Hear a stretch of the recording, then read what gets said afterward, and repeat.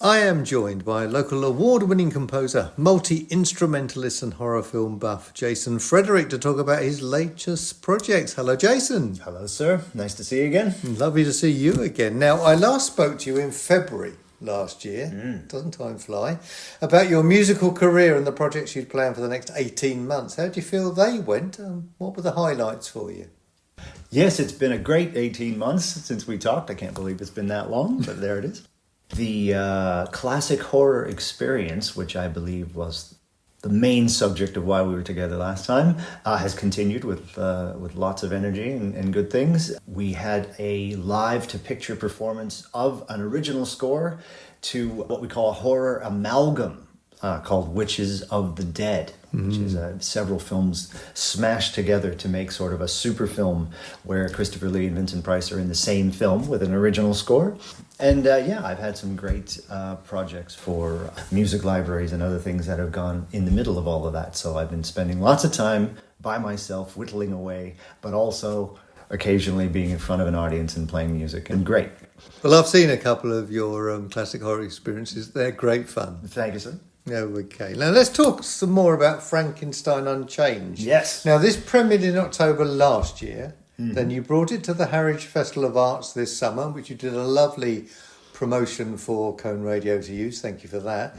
Tell us about the show, how it came together, who's involved. Sure. It's kind of a tribute to the fact that I've always had a mild obsession with Frankenstein's monster. And as I grew up, I realized that there isn't a definitive depiction of the monster. So a nice way to sort of artistically salute this would be for, again, the classic horror experience approach to things being film and original music. But this time we have the brilliant Madeline Smith narrating the original 1818 story by Mary Shelley.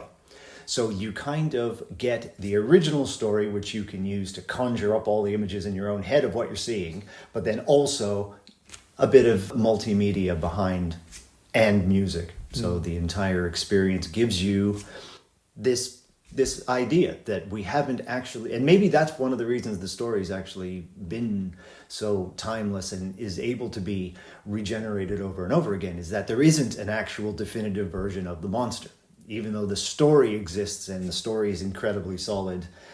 And as we get older, there are more and more ways to sort of apply some of the morals of the story and some of the themes of the story. They kind of remain relevant, but the actual look of the monster does not. No, it's been varied. You've had that famous performances that were done in the National Theatre. Mm-hmm. You do. Which was Benedict Cumberbatch and Johnny Lee Miller alternating parts. People were saying that better represented the book than some of the films maybe that Hammer made, but the Hammer films were great entertainment. They were great, and the Universal films were also great, and people were able to just kind of run with it. And the Hammer ones, I guess, were kind of about Baron Frankenstein. That was kind of the common element in his hubris, or whatever you'd like to describe it as. And then I guess on a certain level, everybody likes a monster.